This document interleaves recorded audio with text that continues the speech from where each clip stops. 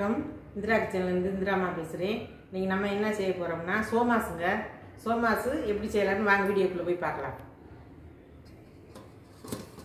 இப்போ சோமாஸுக்கு வந்து மைதா மாவு அதாவது இந்த கப்பில் வந்து ½ கப் பாதி கப்பு வந்து மைதா, அரை கப்பு மைதா, அரை கப்பு கோதுமை மாவு எடுத்து ஜலிச்சு 1 ஸ்பூன் சர்க்கரை, அரை ஸ்பூன் நெய், ஒரு 3 சிட்டிகை உப்பு போட்டு பிசைஞ்சு வச்சுருக்கிறேன். ரவை வந்து ஒரு 2 ஸ்பூன் போட்டுருக்கேன். இதுக்கு இந்த ஒரு கப்பு மாவுக்கு என்ன அளவு சேர்த்துருக்கேன்னா அதே மாதிரி நீங்கள் எக்ஸ்ட்ரா மாவு சேர்த்திங்கன்னா எக்ஸ்ட்ரா சேர்த்துக்கோங்க. பூர்ணம் செய்கிறதுக்குங்க ஒரு 4 டீஸ்பூனு தேங்காய் பூ திருவி வச்சுருக்கேன், ஒரு 100 சர்க்கரை, ஒரு 3 ஸ்பூனு ரவை, இந்த கப்பில் வந்து அரை கப்பு உடச்ச கடலை, அரை கப்பு வேர்க்கடலை. இப்போ வாங்க அதெல்லாம் வறுத்து எடுத்துக்கிட்டு வந்துடலாம். இப்போ இந்த வேர்க்கடலை வறுத்துடலாங்க.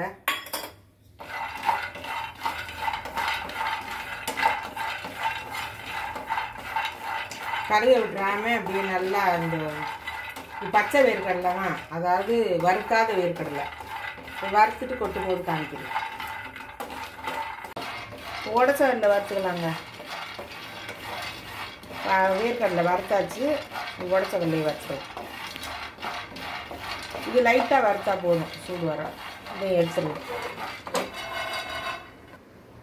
கொஞ்சமாக நெய் விட்டுக்கலாங்க, ஒரு 1/4 ஸ்பூன் நெய். இந்த ரவை இதில் போட்டுடலாங்க.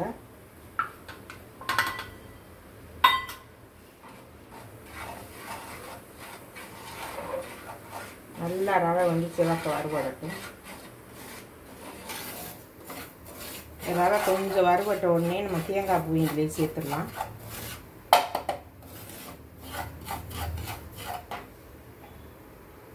இந்த தேங்காய் பூ இதோட சேர்த்துடலாம். இது 2 நல்லா சிவக்க வறுபடட்டுங்க. வறுத்து எடுத்துகிட்டு நான் காமிக்கிறேன்.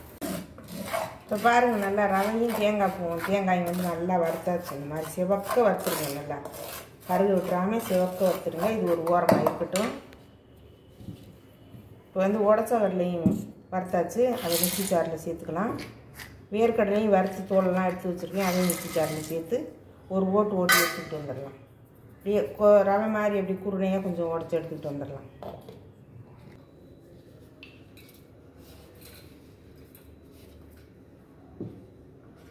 இந்த மாதிரி பரபரன்னு அரைச்சிக்கோங்க.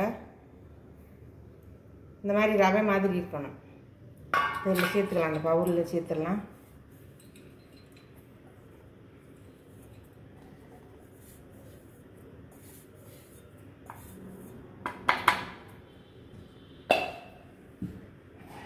இப்போ வறுத்தோம்ல ரவையும் தேங்காயும், அதையும் நல்லா அதோட ஒன்றா சேர்த்துடலாம். ஒன்றா சேர்த்து சர்க்கரையை போட்டு நல்லா கை வச்சு கலக்கணுங்க. நல்லா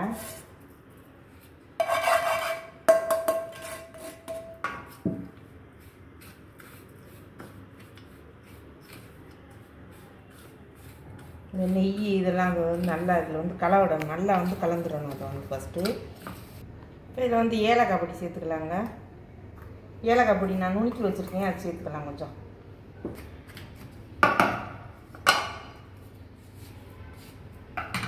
சர்க்கரை எடுத்து வச்சுருக்கல, 100 சர்க்கரை, அதையும் இதில் சேர்த்துடலாங்க. சேர்த்துட்டு இது எல்லாம் நல்லா கலந்துடலாம்.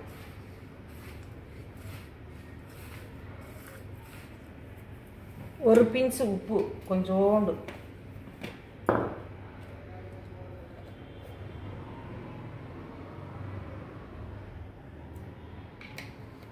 ஒரு சிட்டிகை சேர்த்து நல்லா இப்படி கலந்துடுங்க.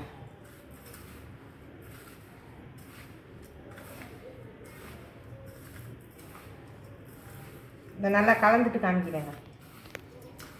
இப்போ நல்லா எல்லாம் கலந்து விட்டாச்சுங்க. சூப்பராக மணமாக ருசியாக இருக்குதுங்க. வாயில் சும்மா சாப்பிட்டு பார்த்தாலே செம்மையாக இருக்குது. இப்போ வாங்க மாவை வந்து உருட்டிக்கலாம்.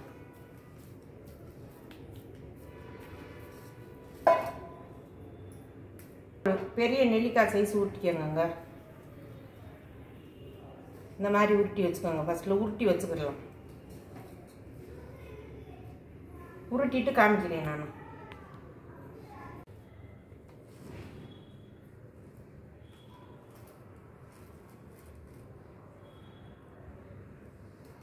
இப்போ பாருங்கள் எல்லாம் உருட்டியாச்சு.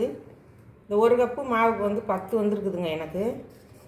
இப்போ வாங்க நம்ம இதை எப்படி செய்யலான்னு பார்க்கலாம். சப்பாத்தி மாதிரி வச்சு தேய்ச்சிக்கலாம். கோதுமை மாவில் வந்து நம்ம இந்த மாதிரி பிரட்டிடலாம். கோதுமை மாவு மைதா மாவு எது வேணாலும் வச்சுக்கோங்க.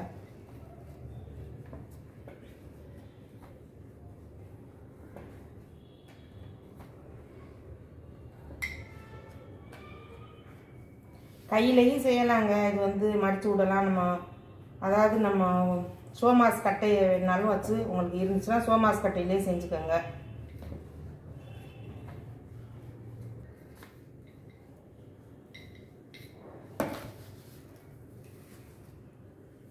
இப்போ வந்து நம்மளுக்கு தேவையான அளவு வச்சுக்கலாங்க. 2 ஸ்பூன் வச்சுருக்கேன். சின்ன ஸ்பூன் தான், அதில் வந்து 2 ஸ்பூன் வச்சுருக்கேன்.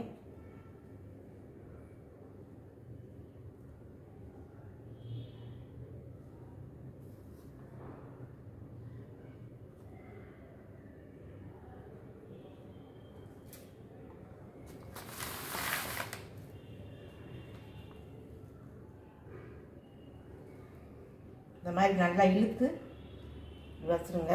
எண்ணெய் அதாவது நம்ம மைதா மாவு வேணாலும் கலக்கி வச்சுக்கலாங்க. இல்லைன்னா நம்ம டைட்டாகவே இந்த மாதிரி நல்லா அழுத்தி விட்டுறலாங்க.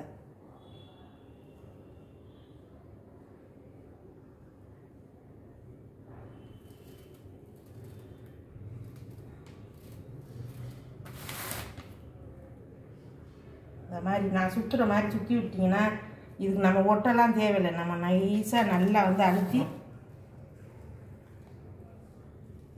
இந்த மாதிரி மடித்து விட்ருங்க.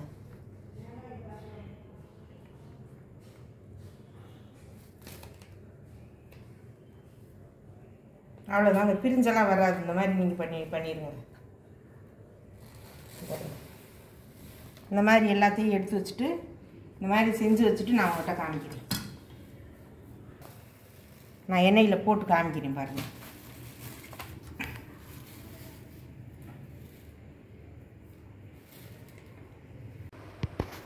இப்போ வாங்க சோமாஸ் எடுத்து போட்டுக்கலாங்க.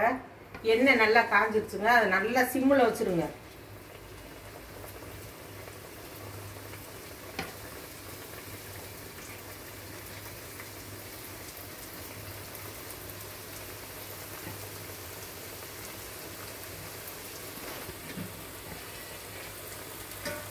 இப்போ பாருங்க இந்த மாதிரி எண்ணெய் இப்படி மோந்து லைட்டாக ஊற்றி விடுங்க.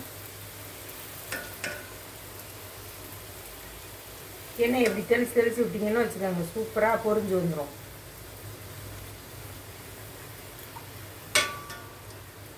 ஒன்று கூட பிரியலை பாருங்கள். கையில் நம்ம சும்மா கம்மு வச்சுக்கிட்டு ஒட்டணுங்கிறதெல்லாம் இல்லைங்க. அது வந்து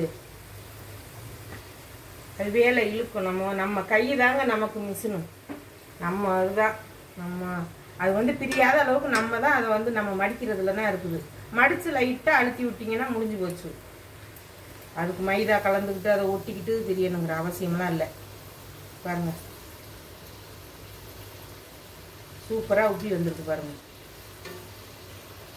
சோமாஸ் இதே மாதிரி செஞ்சு தீபாவளிக்கு நீங்கள் எல்லோரும் செஞ்சு தீபாவளி நல்லபடியாக கொண்டாடுங்க. இதே மாதிரி எல்லாத்தையும் பொரிச்சிட்டு நான் காமிக்கிறேன்.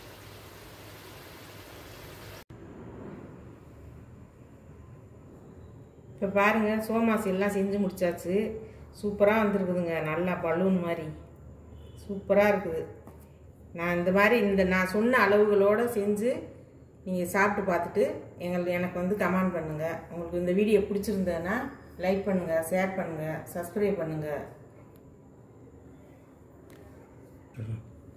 நான் சொன்ன இந்த அளவுகளோடு செஞ்சு நீங்கள் சாப்பிட்டு பார்த்துட்டு உங்களுக்கு பிடிச்சிருந்ததுன்னா லைக் பண்ணுங்கள், ஷேர் பண்ணுங்கள், சப்ஸ்கிரைப் பண்ணுங்கள், பெல் பட்டனை கிளிக் பண்ணுங்கள். எல்லாரும் சப்ஸ்கிரைப் பண்ணுங்கள். இவ்வளோ கஷ்டப்பட்டு செஞ்சு காமிக்கிறேன். எனக்காக கொஞ்சம் அம்மா சொல்கிறேன், கொஞ்சம் எனக்கு லைக் பண்ணுங்கள். எல்லாரும் லைக் பண்ணுங்கள். நன்றி நன்றி, வணக்கம். இப்போ பாருங்கள் சோமாஸ் எல்லாம் செஞ்சு முடிச்சாச்சு. நான் சொன்ன அளவுகளோடு செஞ்சு பார்த்துட்டு உங்களுக்கு பிடிச்சிருந்ததுன்னா லைக் பண்ணுங்கள், ஷேர் பண்ணுங்கள், சப்ஸ்கிரைப் பண்ணுங்கள், பெல் பட்டனை கிளிக் பண்ணுங்கள். எனக்கு சப்போர்ட் பண்ணுங்கள். இவ்வளோ கஷ்டப்பட்டு செஞ்சு காமிக்கிறேன். எல்லோரும் லைக் பண்ணுங்கள். நன்றி, வணக்கம்.